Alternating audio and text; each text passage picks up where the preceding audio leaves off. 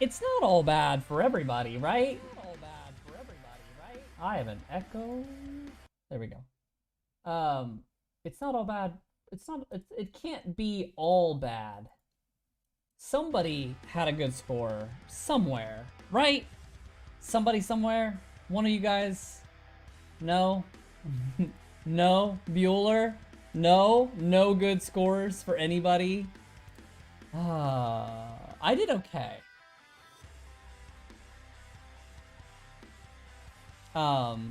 You know, it could have been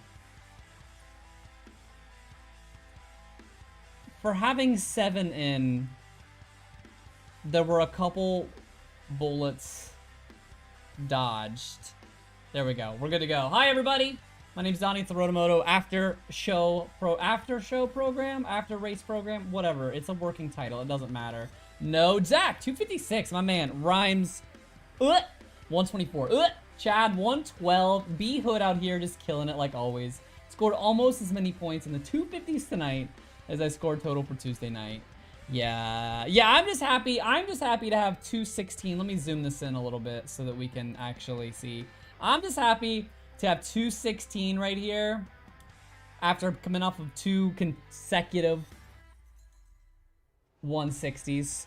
Sorry, that's my favorite part of the song. I tried risking it a bit with a suggestion from your vid. Antsy scored me a lot, but Alves, yes. Yes, but Sparks, that's why you gotta check the Twitter and the Instagram to see that he was out tonight. I know it's a multi-part process, a multi-step process, but hey, we're stepping into your realm next week, Sparks. F1, baby. You ready? Can you not zoom? Can I not zoom? Well, I have to make these numbers so that you can read them, Jeff. 224 with Smitty. Ryan, that's nice. Same. I also had Smith. And you know what the worst is? And I'm blaming this entirely on Roto Wife in here.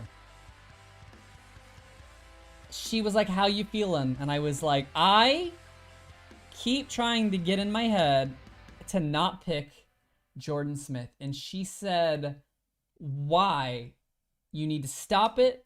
Stop. And I said, you know what? You're right. And I listened because I was trying to find any reason I could to pull Jordan Smith off my team. And you know, and here's the thing. Here's the thing. Don't be mad about picking Jordan Smith. Because it's not your fault. I'm going to say that right now. I'm going to say that up front. Like, him crashing is not your fault. You can't be mad about it. Those things are out of your control. But what you can be mad about, if you want to be mad about something, it's who did you leave on the bench for Jordan Smith?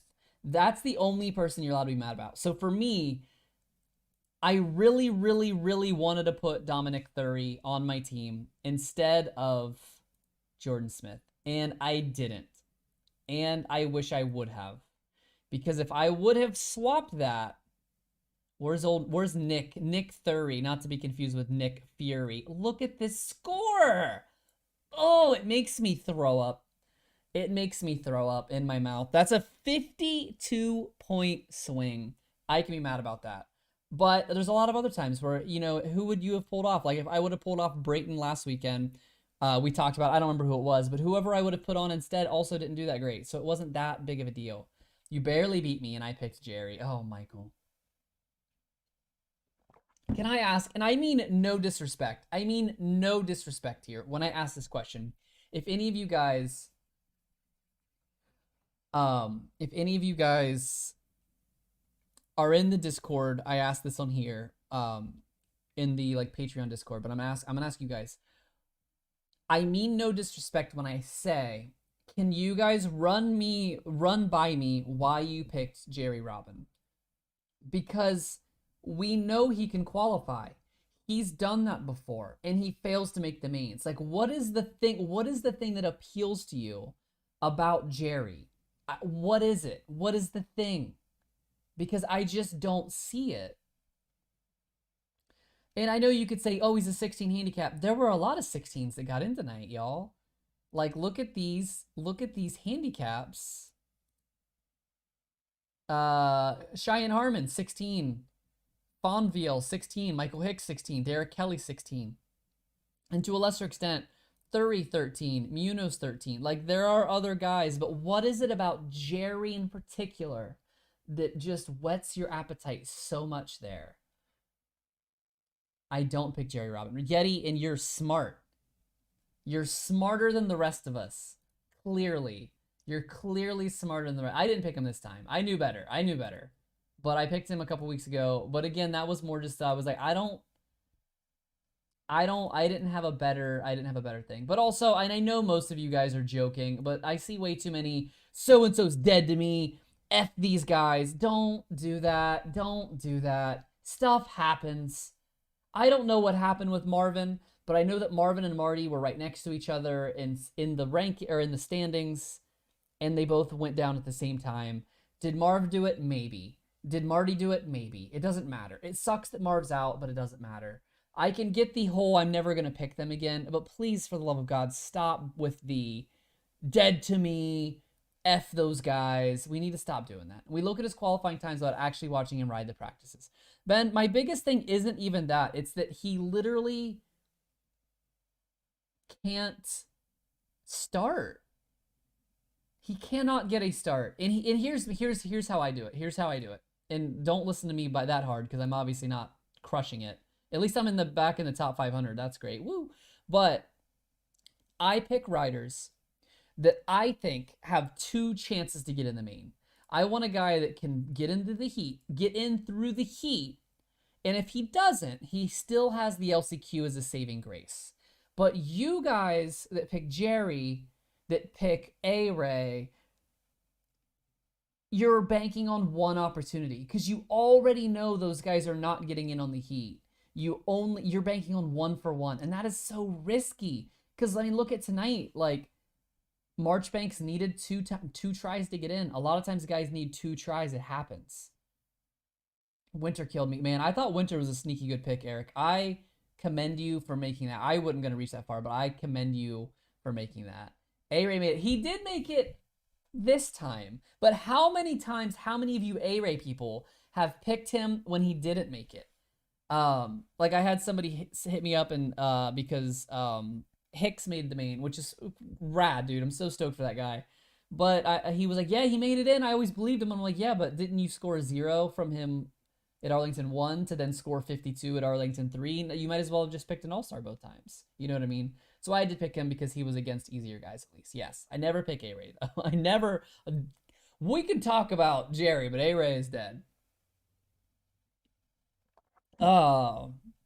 And again, I'm not here. I did some math earlier. I don't have it for this round. But for reference for you guys, there have been 32, yes, 32 52s in 11 weeks. Last season, I think there were 18 for the entire year. 32 52s. Only 8 of them came from a 16. 9 of them came from a score of 10 or less. And those 10 or less guys have a lot less zeros than the 16s do. So just keep that in mind, that just because you say you want a 16, that doesn't mean that you have to go out and get a 16 handicap to get a 52. It doesn't always have to be like that. I took Marvin off so that I didn't have both him and Smitty. Ryan, I love that for you. We talked about it, and again, if you guys are part of the Patreon, join the Discord. If you're not, consider the Patreon. The Discord, we had what? I don't know if anybody is in here right now. Jeff, I know you're in here. There were probably 6 of us in there, and we talked about Marvin in a little group discussion in real time. And, you know, I said, I was like, he just doesn't look like it's there. I don't think it's a bad pick. And obviously before he wrecked, he was running, what, like 7th? But I just was like, I don't think the value is really there. I don't love it. And we all kind of agreed. And I think everybody in that group chat collectively left Marvin. And obviously that paid off for all of us. We also talked about Jordan Smith, and ultimately there wasn't enough conversation to get us all to take him off. So I think a lot of us left him on, but hey, I'll take 1 for 2. I now have 5 zeros in 8 days after having 2 for the rest of the season. What happened to the bear? Ben, him and Heartraft went down in the sand. If you have Peacock, watch it back. fifth lap, give or take. I'm not sure what happened, but the two of them were down in the sand for like multiple laps. And then I saw them pushing a green bike off the track, so I don't know if he got carried off by Alpine, but that's how he went down. I send it, I play it safe, always between 250 to my lowest. Oh. Picking A-Ray last week and Clayson this week. Josh, it be like that. But again, that's the risk you run by picking these guys. Clayson is a great pick every single week. Every single week. He is going to be in the conversation. He has still made 5 of the last 8 mains. Like, that guy's there. He's made, what, 1 less than Heartraft? I watched the Discord and thought you were dropping the ball on Marv, but you were right. Look, I'm not saying that that's what you guys come here for, but I'm just saying the amount of times, and again, I love you guys. You know that. But the amount of times between the Discord chat and on Twitter that I see people directly going against my advice, I'm just like, why do you even watch the videos? Because especially on the videos, when I give you guys the 5 guys to look for, I only have to pick 5 out of a sea of 60-ish reasonable riders. So I can pick 5 guys that I feel very confident about. You know what I mean? So whenever I say, like, hey, don't pick this guy, and then I see people picking him, I'm like, why would you be like this, man? What's Clayson's value now, though? I mean, he'll go up to, what, a 13 or a 14? The one thing about Cade is he has done better at every single main. Every single main since the first one, he has finished in a higher position. Well, a better position. What happened at the end that we were all talking about in Discord? What happened at the end that we were talking about? Jeff, I have no idea. I don't remember. Cade's value is still good, though, right? He was right there. Yeah, he was right there. Like, he still should have been in it. He probably should have beat Bowers, too. But stuff happens. Hardcraft is hard to watch. I saw him almost whole shot the heat race and end up 8th by the end of the first lap. And he just does not belong out there. And it's not even a slight on the Suzuki, because I don't think it's a bad bike. But, like, maybe he would do better on a different bike. But I just don't think that he's... I just don't think he's got it. I just don't think, and it's really a shame, because I don't think he's ever going to get another 250 ride. Like, this might be the end of the line for him. But hey, at least he's here. There's a lot of guys that had 250 speed like him that are just straight gone. So at least he has some kind of ride altogether. I picked Marv. He is going through a rough spell at the moment. Yeah, and he's been rough all year. And it be like that.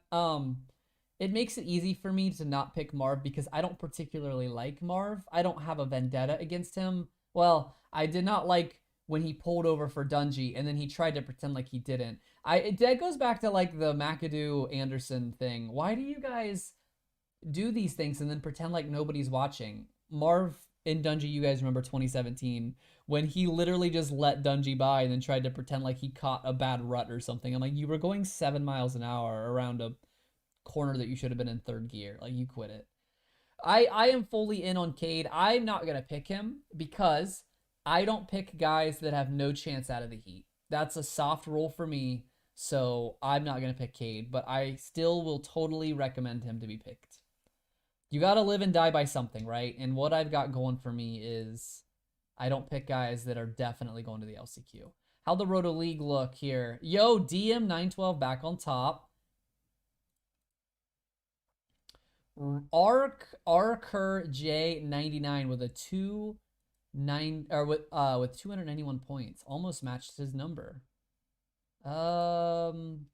Dude, both FFLs, props. Would have never done that. 291, and that's including Marvin's 3. Yikes, man. What a bummer.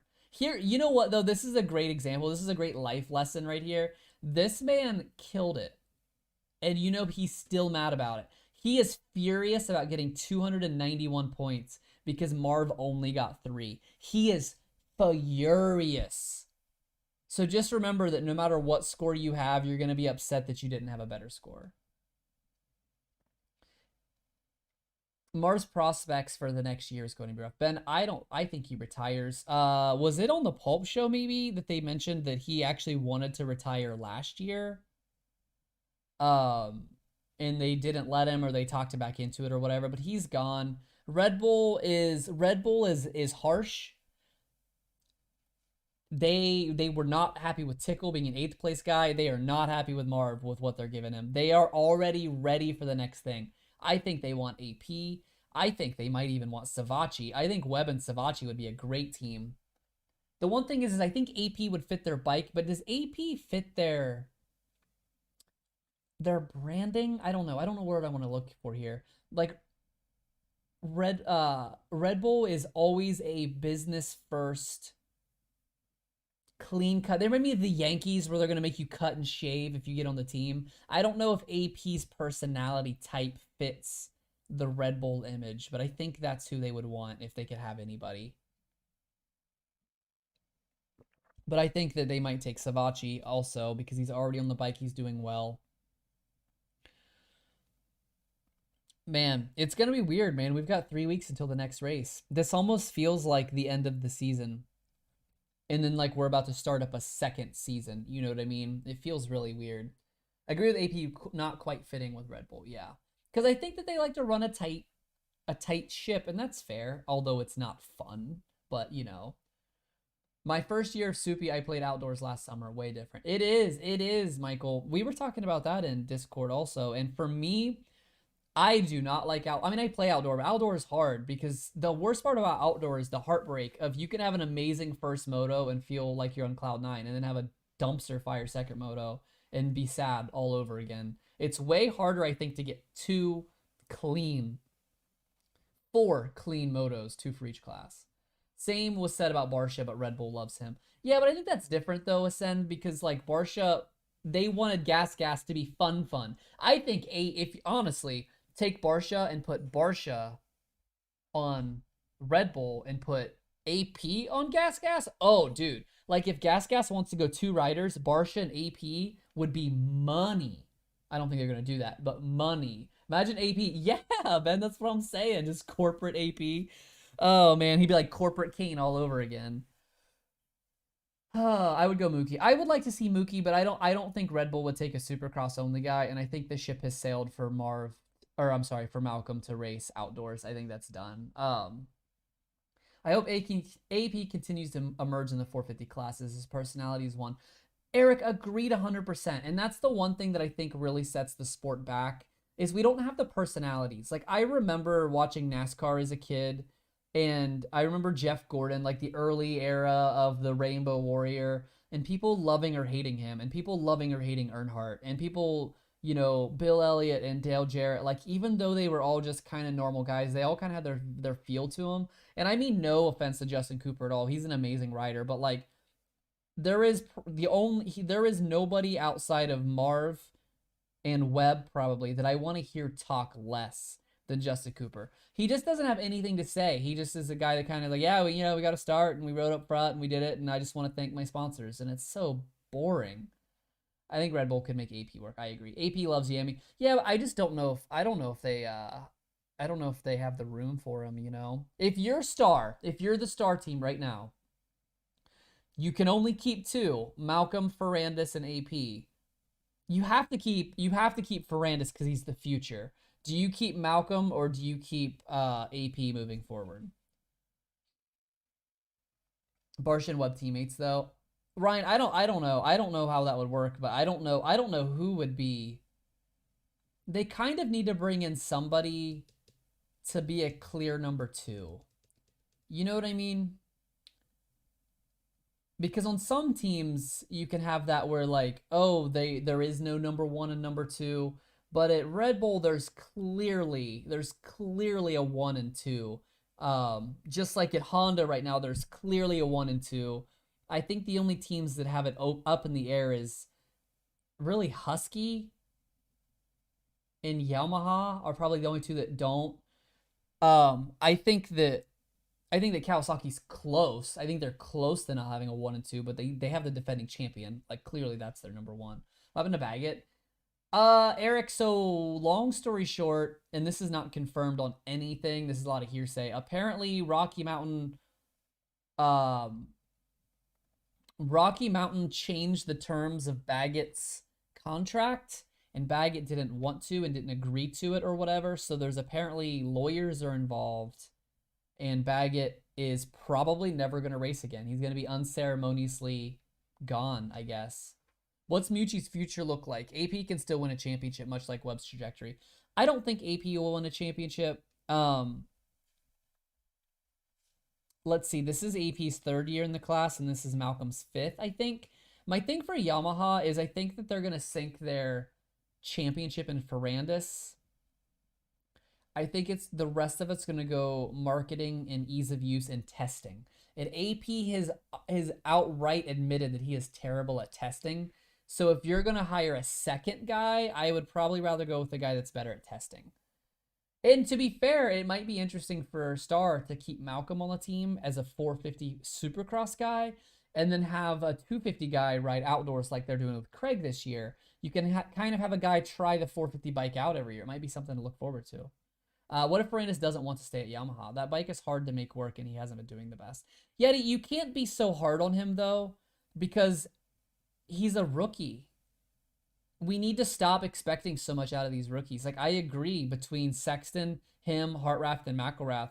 But yeah, like Sexton looks like a god. He's doing so well. But Ferrandis is finishing where a rookie should. Where was Cooper Webb his first year? Where was AP his first year? I think that we've been spoiled because Sexton's crushing it, and last year AC showed flashes of brilliance. To think that a rookie needs to come in top 5, or we're just not interested. And that's just not fair. Sexton was looking good, but crashes.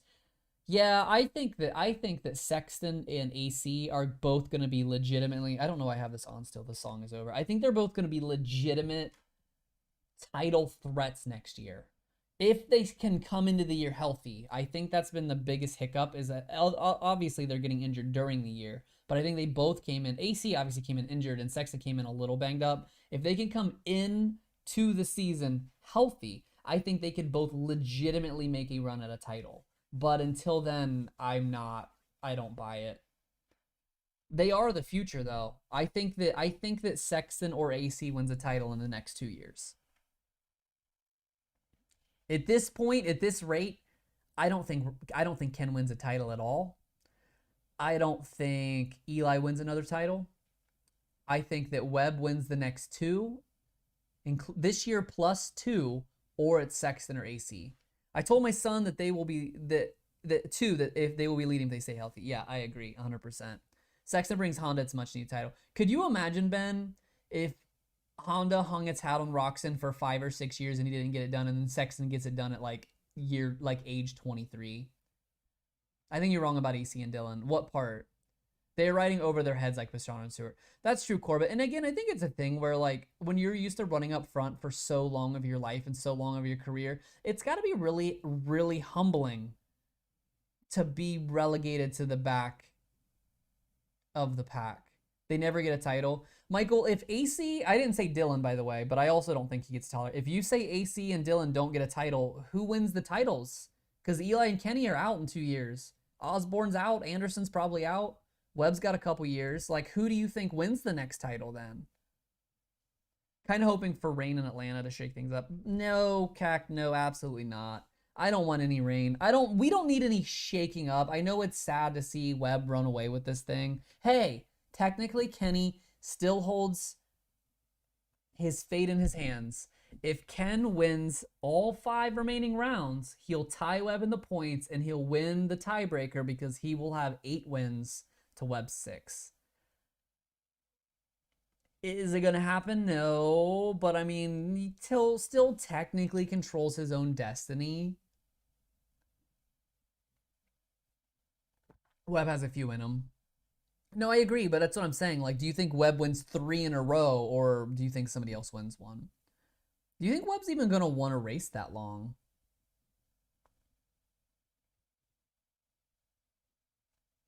Can we just shout out here? Shout out to me.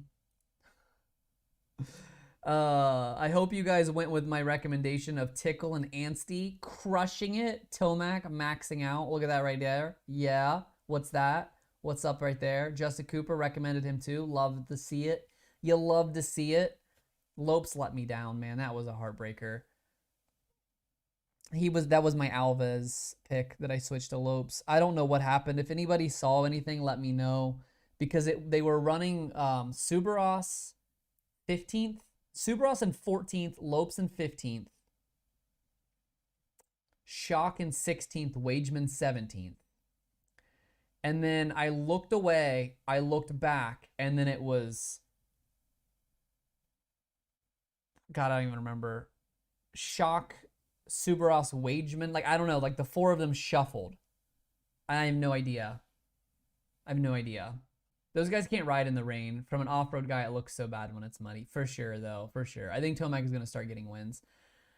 He really needs to, man. I think tonight was his night. I said that in the voice chat with my friends. When it was like 5 laps in, I'm like, Tomac is going to pass both of them. And I still think he would have if he wouldn't have hit that tough block. That was rough. Definitely love the Tickle and Nancy picks tonight. I'm glad that they worked out well. Obviously, for me, honestly, for me now, like obviously, I want to score points. I want to do well. But for me, I'm way more concerned with crushing my recommendations, because that helps everybody, which then helps me too. I'm still scared from Lopes last season, or was it outdoors? It was outdoors, Ben. He did great. He did great in Supercross. He did really good in Supercross last year. That's why I picked him.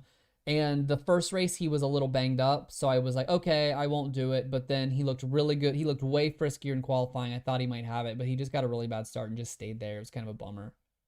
Why are you out on Tickle? He got 11th, bro. 42 points. I just knew that with his handicap getting up to an 8, I wanted to pick him last week, and I didn't. And obviously, I'm glad I did because he scored better this week. But I was like, oh yeah, at an 8, he's my man. Did it look like the tough block more in the track than it should have been? I'll have to look again. Jeff. Because I can't say that. Those ones are probably hard because they're just on such a weird spot, and they're kind of on a sloping hill that they probably don't stay where they probably don't stay where they're thrown very often. Do you guys want to check out the admins leagues? Let's check out the admins. What do you guys think? Marks over 50, over 150 or under 150? What do you guys think before I click it? I bet JT was over 200.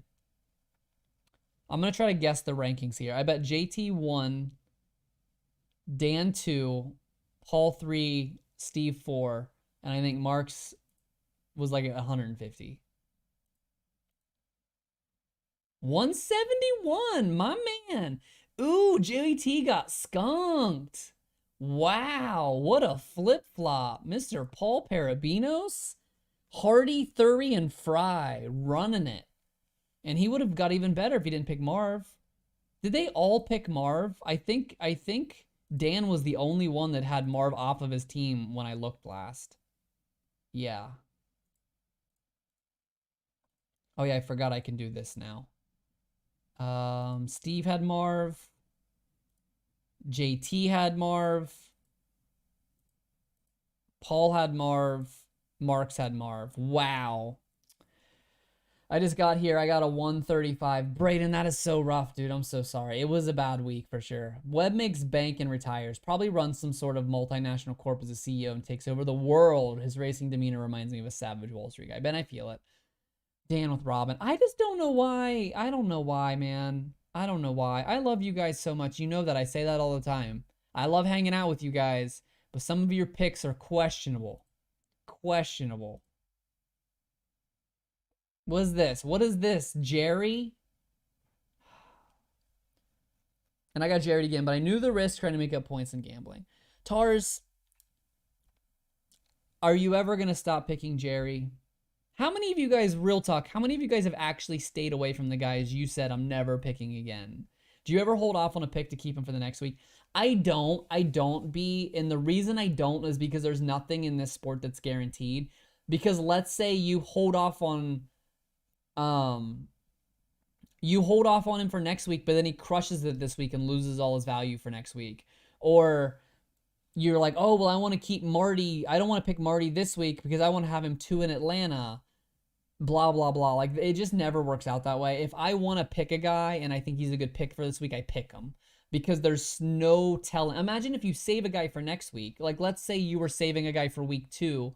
And then in week 1, wasn't it Webb, Tomac, and... Was it Webb, Tomac, and Anderson? All were double points eligible. And I was like, well, obviously, I'm going to pick those 3. And the guy that I saved doesn't even matter. I did not pick Marv. I can't pick a guy like that who hasn't done much recently.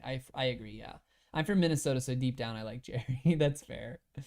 Cooper McAdoo, Corbett. That's my run, man. I think at this point I'm picking Cooper or McAdoo, alternating weeks until something changes. ANC for Atlanta. See, and I feel that. But for me, maybe you saved him, B, but do you think he's going to do any better than he did this week? And now he has a lower handicap. Because this week he scored 34. He was a 7 handicap and he finished 13th, I think. Yeah, 7 handicap and he finished 13th. So now his handicap's going to go down to a 4 or a 5. And then, yeah, at Atlanta, he's going to really do... But what's his best anyway? 12th? 11th? You know what I mean? So, like, when you try to save them for it, it's a way to talk you out of a pick. But if you want to pick a guy this week, pick a guy this week. Austin, I think he got lucky a little bit. It was much better, but I think it was a little lucky. Don't pick FFL, my best advice I never listened to. I'm negative 35 points on FFL this year. And I'm glad that I didn't pick this week because I would have picked Cooper if I would have picked one. Cooper Webb, not Justin Cooper. And obviously he did not pick it, or he did not get it. So picked Marv, but I was a little worried that he had no motivation at this point to do well. That was one of the biggest things that somebody in the Discord, in the Patreon Discord said, is they said Marv has nothing to lose with pulling off.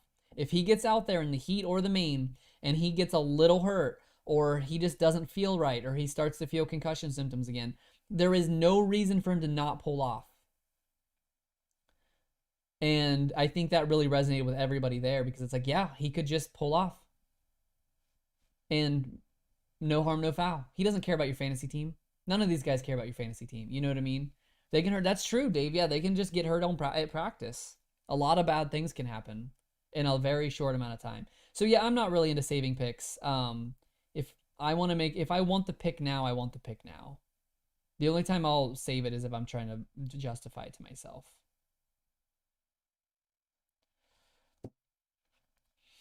I couldn't pick Brock, so I went with Sexton. I ended up with 157 and could have had a 241.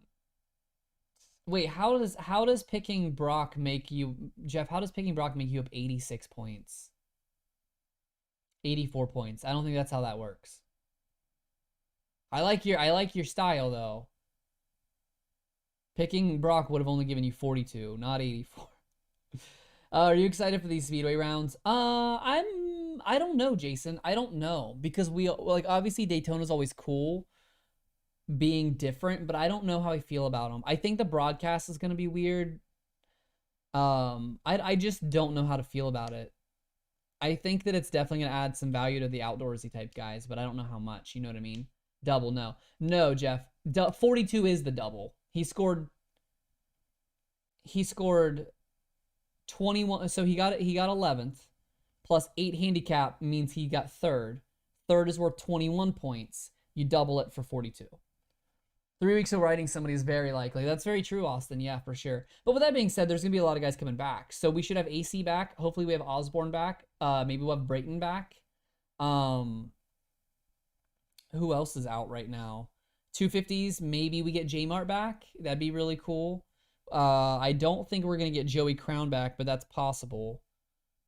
Sean Cantrell should be back. Now I have to just go look at my list of ins and outs.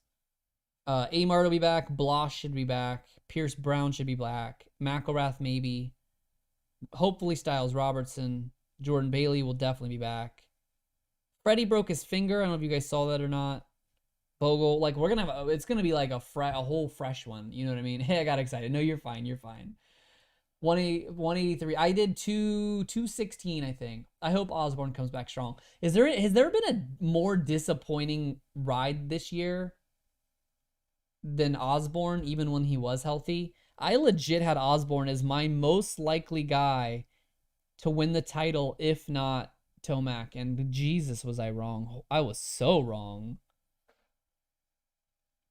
Soaked about the... Oh my God, Ben. It was so good, man. It was so good. And I mean this, I love Sexton. Like, he's such a little dork. Like, he's such a skinny, the way he talks, he's just such a dork. And the fact that he rides so aggressively is so cool. Wouldn't J Mart be best off just getting rid from motocross? Tars maybe, but he also probably just wants to get some time on the bike. And it might. The thing is that I think that we all think these guys care about things that they don't. Does he want a title? Yeah, sure. But does he want to race? Does he like he wants to race? I think you know what I mean. Point eight. Did you look at J Martin Troll? So the thing is that the point one, there's always some idiots that literally make troll picks for no reason, no pun intended. They'll literally pick guys that are out to just get the lowest score possible. Like Justin Hill always has a pick trend. But like the people that picked Brayton literally thought he was racing. The people that picked AC might have thought he was racing. You got to remember too, like a lot of the guys in here that talk with me, you guys are diehards. You live and breathe the sport. You read everything there is to read. You listen to the podcast. You see it. You also have to remember that a lot of people in fantasy are totally casual players, and they don't read any of this. They know names and they pick names. They might not even fully understand how the handicaps work. They just pick names. But like McElrath with a 1.1, that's a real genuine pick, baby. People legitimately thought McElrath was lining up. That's like 1,200 people. Osborne and Kenny seem to be in the same boat. This 450 title is getting away from them. Yeah, for sure. There you go. Who else was rough? Yeah, Robertson with a 2%. Jordan Bailey, Alves, which that's a little bit my fault probably. Amart, Dylan Schwartz is out. Pierce Brown is out. Joey Crown. Somebody in the pulp chat asked what happened to Joey Crown, and I'm like, he was out weeks ago.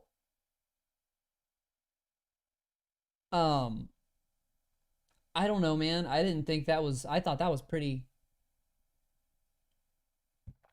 common knowledge. I'm the idiot, but didn't pick Amart. Yeah, for sure. Oh, somebody said see you all in April. That's weird, but also 100% true. See you all in April. What about Nick Gaines? Ben, he showed up to Daytona. He qualified 39th, didn't race the heat. Just got nothing. Have no idea. Have no idea, man.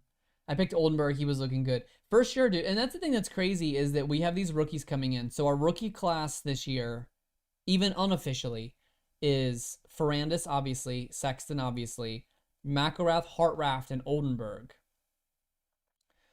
Looking at those five, would you expect the hierarchy to be Sexton, Ferrandis, Oldenburg, McElrath, Hartraft?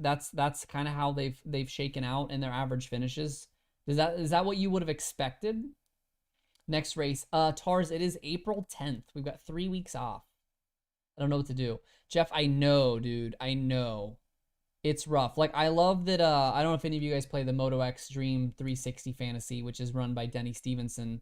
But he did when we had 1 week off, he did like a little miniature off-season fantasy, and I'm like, well, yeah, well, are you gonna get that again though, bro? Because like we're about to have weeks off, and I'm gonna need something to do with it. Kenny will never win a championship. Miguel, he will never. I don't think he's gonna win a championship, regardless if he puts Webb on the ground or not. And I respect it from a moral standpoint. I respect it. I respect that. That Kenny and Eli, for that matter, always give their competition a lot of space. It's not smart, but I respect it. Man, I totally dropped the ball in the Moto Dream Fantasy. I was doing really good after one round. My 250 scored 72 points. My 450 scored a grand total of 26. We can watch F1. I will be watching F1. Anybody excited about the F1 season that starts up next weekend? That'll be exciting. It's way too easy on Webb. I just think that these guys are never gonna ride other than the way they ride. You know what I mean? Like Barsha rides hard. He makes contact. That's part of his game. That's not how Eli rides. That's not how Ken rides. As much as we want to think like Ken should just stick it to Webb, that's not how he rides. And I don't think that he could. I don't think that if he started riding like that, that it would really work out any better, because that's just not what he's comfortable doing. You know what I mean? What do you rate his racecraft? Oh man, I don't know. I don't know. That's so hard to say, Ben, because I guess negative, because he either gets a good start or he doesn't do well. He's a sprinter, and again, like, I'm not a Cooper Webb fan. I don't want to see Cooper Webb win the title, but I will say, like, from a 1v1 almost rivalry kind of position, Roczen the sprinter that guarantees good starts, gets out front early and runs away, versus Webb the warrior, who gets decent starts, sometimes great, but puts in the endurance game and always comes back late, is an amazing thing to have at the top. If you're going to have two guys, that's why you want it.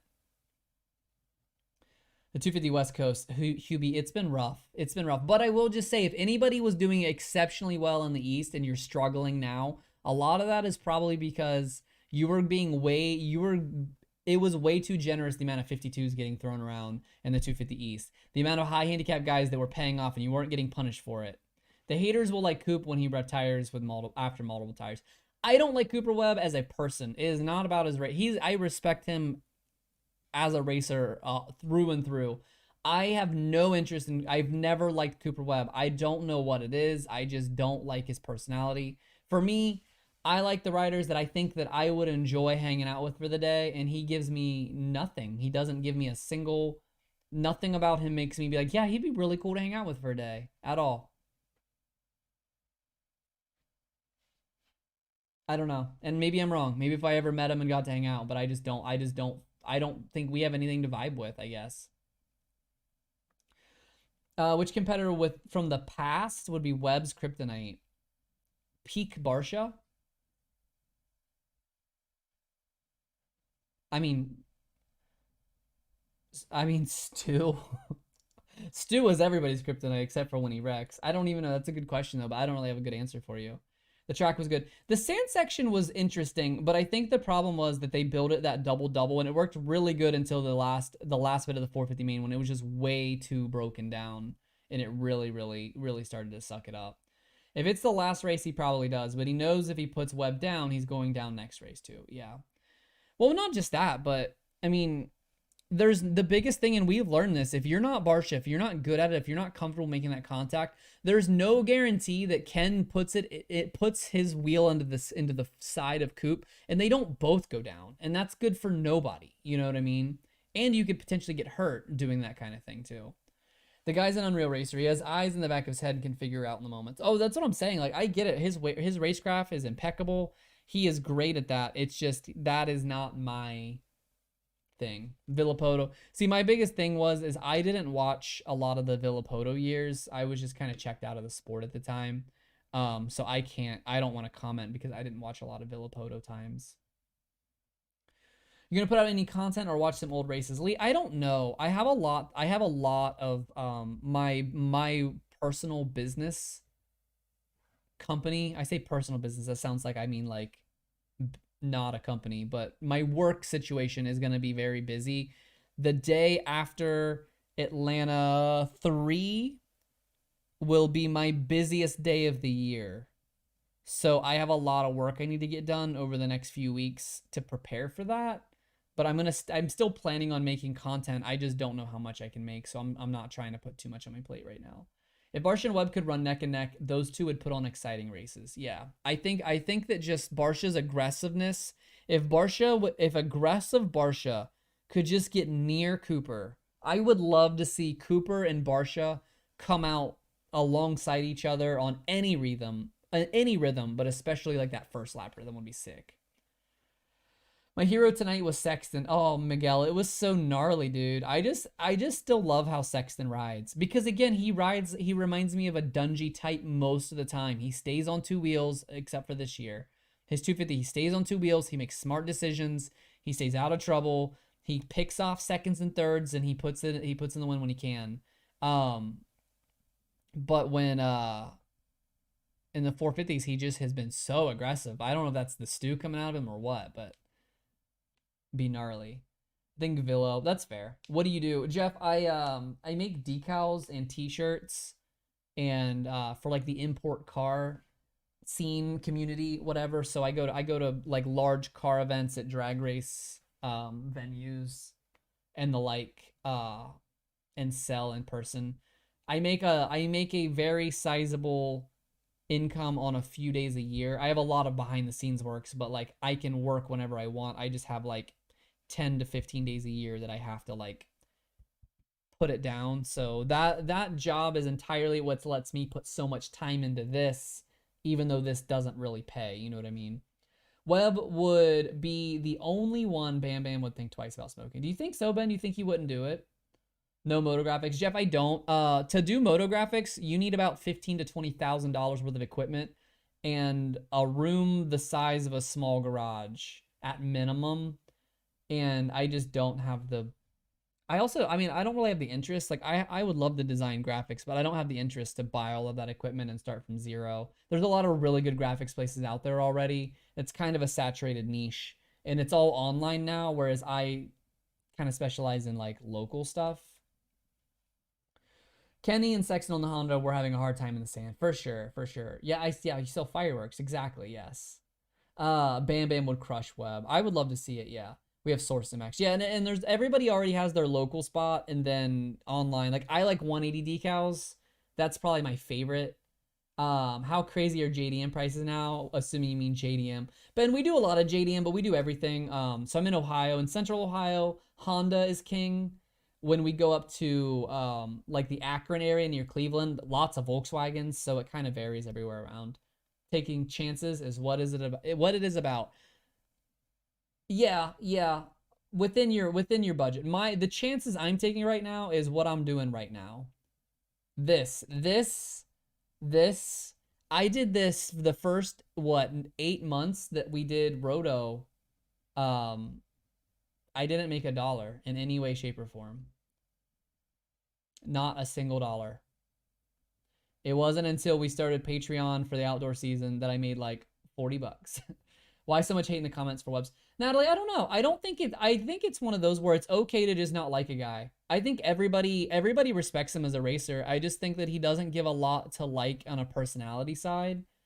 Um, Whereas a lot of other writers do give you something to like. I think that's why I hated the comment that I kind of blew up about on Twitter where somebody rooted for Cooper over Roxon because Roxon's and he was like, "Oh, can't believe so many people are rooting for a German." And I'm like, there's so many reasons to like a guy other than their nationality. They all have something to appeal to, and I think that's why I just don't know what Webb has. For me, Webb doesn't appeal to me, I guess.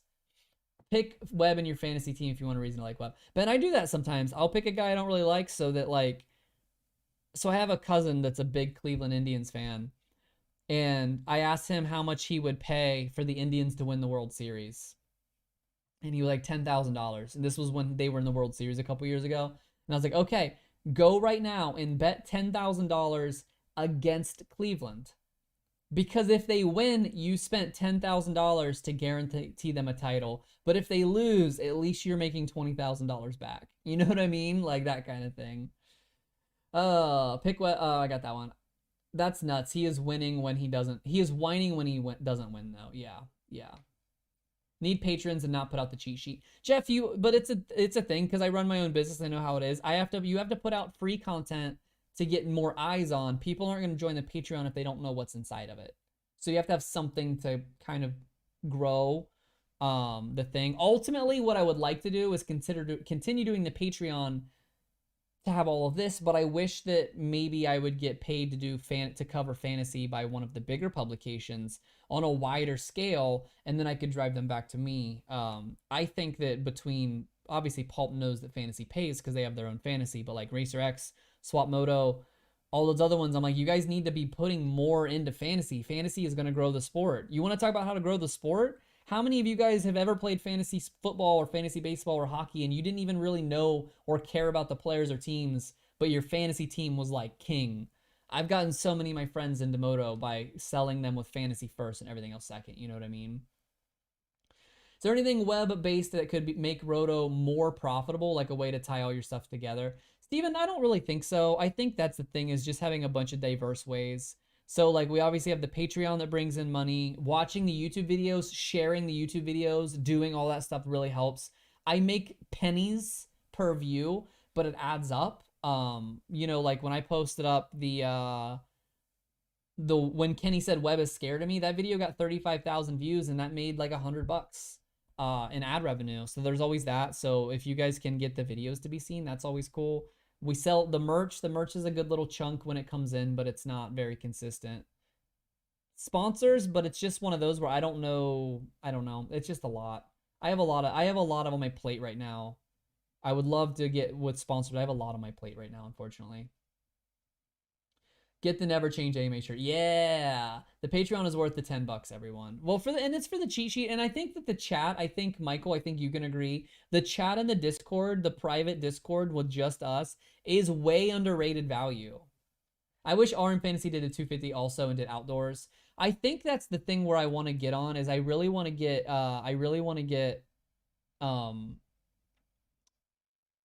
Denny Stevenson's Moto Extreme 360 off the ground because I think it's going to be a nice gateway. Because on that one, you pick via salary. Here, I'll just show it to you guys in case you don't play. So here's Moto Extreme. This was my team for the round. When you pick a team, you don't have a handicap. You literally just pick, you have $4 million to spend. $3 million? I don't remember. $3 million to spend. So Cameron McAdoo cost $835,000. Justin Cooper cost $824. Jarrett Fry only cost me $181. And you just try to, you're not betting against a spread. You're not betting against a handicap. The only caveat is the guys that are in red are where if they get in the top 10, they get 10 bonus points. It's a super simple type of game. There's not as many rules and stuff. I think this could be a nice middle ground between RM being way too casual and Pulp being a little hardcore. I think this is right down the middle. You know what I mean? So I think that this would be a good way to kind of grow it. But this for outdoors, I think is going to be great. Webb is kind of like RB, just in it to make money and wins and not to make friends and will be cool after he retires. I hope so, Lee. I don't know. I don't know. I hope so. I hope I'm wrong. I just brief judge a character. I just don't. He doesn't offer a lot to me as from a fan's perspective. Harvey, hello. I don't skip the ads for channels I really like. I know the YouTube isn't great on its own. Yeah, it's rough. For reference, every 1,000 views a video gets on YouTube, you make about $3 for 1,000 views. So like when I make the fantasy videos on YouTube, I literally make like $3. Those get about 1,000 views on average. So I will put 6 to 8 hours into a video that I'm gonna make $3 whole on. But if I didn't make the videos, you guys would have never found me in the first place, and we'd never have Patreon supporters and stuff like that. Missed the last few races, been keeping up to date through all your coverage on social media. I appreciate it, Harvey. I appreciate it so much. It's good to see you, dude. I don't agree with everything you say, but I take it into consideration. And I can't know everything, and I try to give you guys knowledge and not as much opinions. Because you're gonna have your own opinions, and I think that you have opinions, and then if you listen to the official Pulp podcast, that's all opinions. They know the industry. They know the writers up front. They know personal. They have their phone numbers. And I think there was something to be said about just giving that number side of like, look, this guy's not doing that good. Like Dean Wilson, I said not to pick Dean Wilson. I said that on the podcast. If any of you guys are on the Patreon that listen to the pod, I said there is absolutely no value in picking Dean Wilson because he's going to finish between 10th and 12th. He has every round and he's going to continue to do it. And guess what he finished? 10th. That's it. You know what I mean? Like, I want to give you raw data, and I didn't say there's no way Dean finishes better than 10th because he could, but he probably won't. And I know he qualified 4th, and I knew his pick trend was going to be massive because he qualified so well. But I also just knew that I'm like, he's not going to finish that good. And I love Dean, but I will probably never have him on my team this year because I know what I'm getting out of Dean, and it's a 10 to 12. Been so sick, bro. Thanks for answering my questions. Ben, absolutely, man. I appreciate you being here. Yeah, like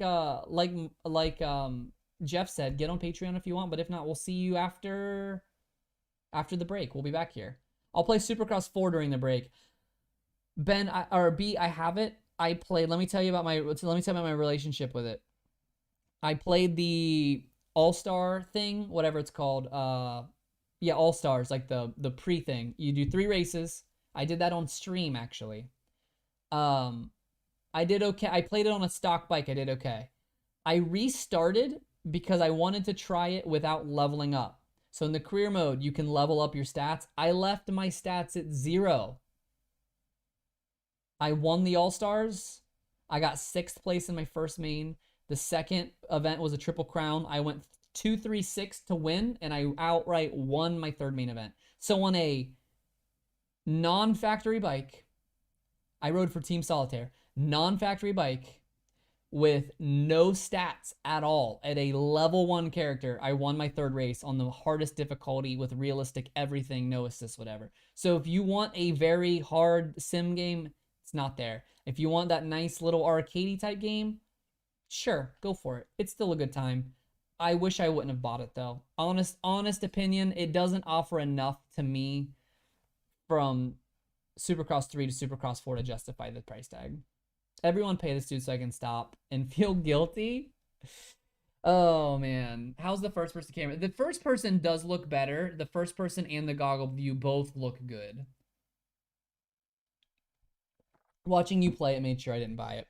I just think there's this weird thing where they try too hard to make the career mode like an RPG elements, but they don't really matter. I legit don't think putting any points in any of these stats actually affects anything.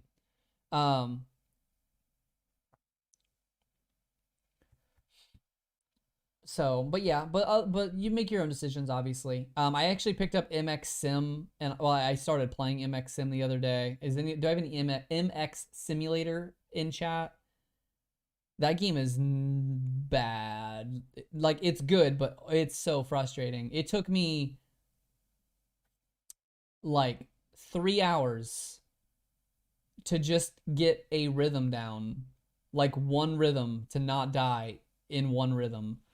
I'm getting better, but it's definitely a game that's very, very difficult. It feels harder than actually riding a motocross bike, which seems absurd. All right, so let me look here. Who had the highest in the championship league? This guy had 336, and I need to know how he did it. Okay, both FFLs, that makes sense. Mumford, Fry, Thury, McAdoo, Hartraft, Tickle, Anderson, Chisholm. What a team, man. What a team. I so want Kenny to win, but I love Coop as much.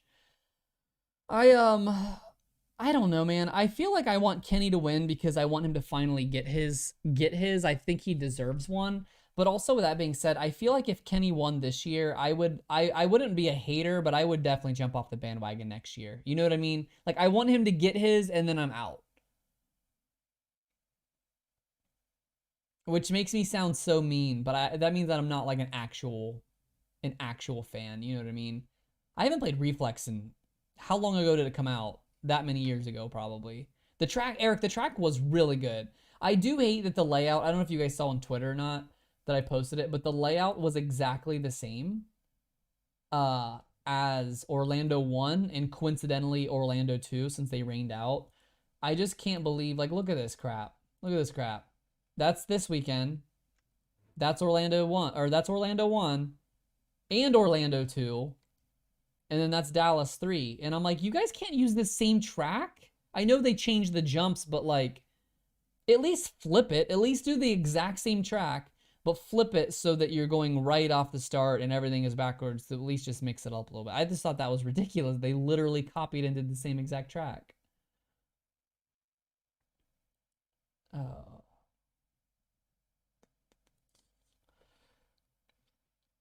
I couldn't get how the bike reacted in controls. Oh, on MX Simulator, it's very difficult. Yeah, it takes a second. The biggest thing that I found out that makes it hard is on a normal motocross game. If you hold left on your controller, you know, you hold left and you steer left. But on this one, it's how you lean.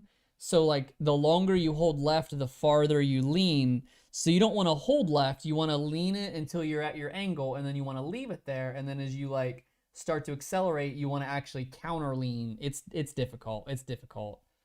Some of those quads, Lee, they were called. I think jumping 5, like they were doing that one rhythm. I think we should call those high fives. What do you guys think? You guys have a better name than they hit a high 5. Kenny is 1 win behind Bradshaw for most wins without a title. Oh, Ascend, that is not good. Will he go down as the greatest the greatest rider to never win a title, regardless if he practices Bradshaw or not. Like, is he the most talented, if nothing else? I know we talked about this a couple weeks ago, but I just think he has to be, right? Tomac looks favorite for sweeping in Atlanta. I don't if he feels motivated. I just don't know, because looking at Atlanta, we look at the layout and we think, oh, it's going to be like Daytona because it looks like Daytona, but I don't think that's necessarily how it's going to work. So I need to wait. I need to see it. I don't think he sweeps though. Would like to see him get one, but then I would also be out. Yeah. Wyndham. Do you think that Wyndham maybe had a better career, but do you think Wyndham at his peak was better than Roczen at Roczen's peak? If it's Clay, watch for Coop. I think that it's going to be interesting. I think that the dirt is going to be interesting. I don't think it's going to break down like Daytona. I think it's definitely going to be like a red herring. We're looking at that. We're looking at the shape of it in the infield, and we're thinking, oh my God, it's Daytona 2, but it probably won't be exactly Daytona 2. Ken, about the setup. I think that they just have to tell us something. They don't, but I feel like they feel the need to, they have to give us some sort of excuse.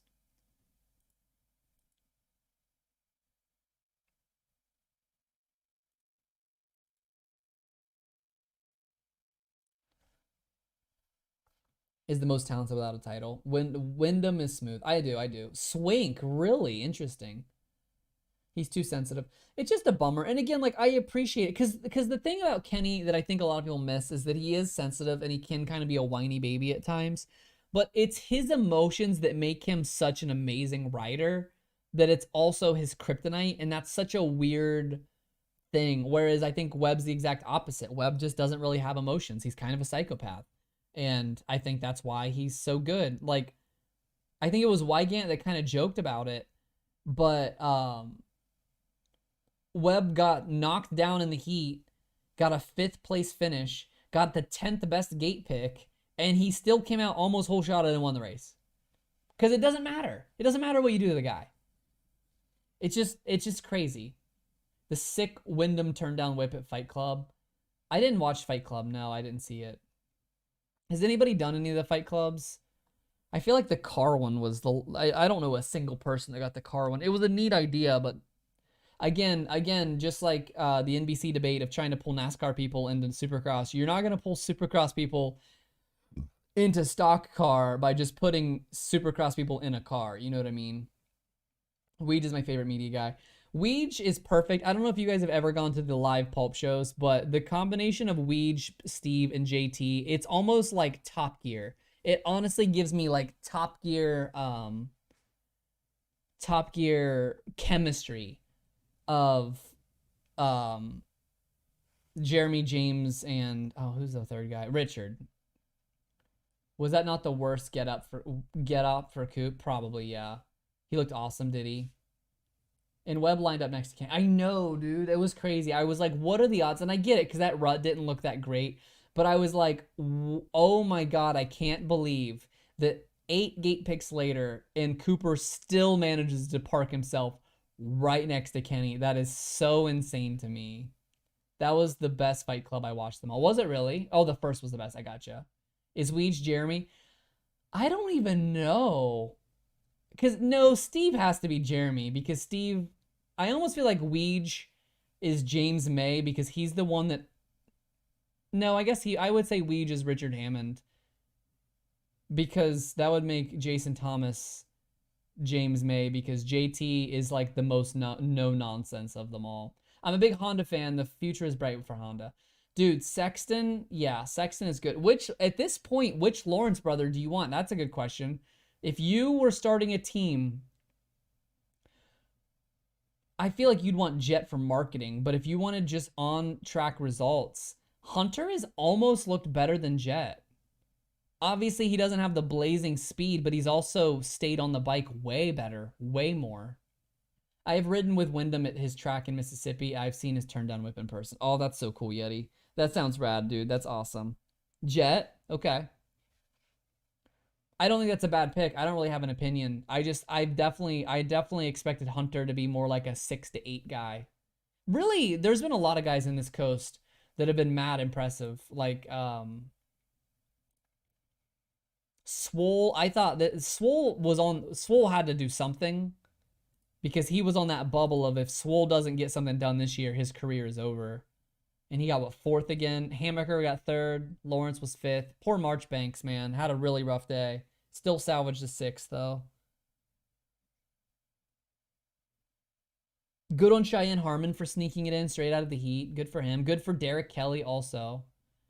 Weed shouldn't have shotgunned a beer from the two-stroke pipe. Gotta go tune a car in Forza. Mark, I appreciate it. I'm actually gonna bounce off of here. It's been an hour and it's 12:30, or it's almost 12:30 here, and I am tired. It's been a really long day.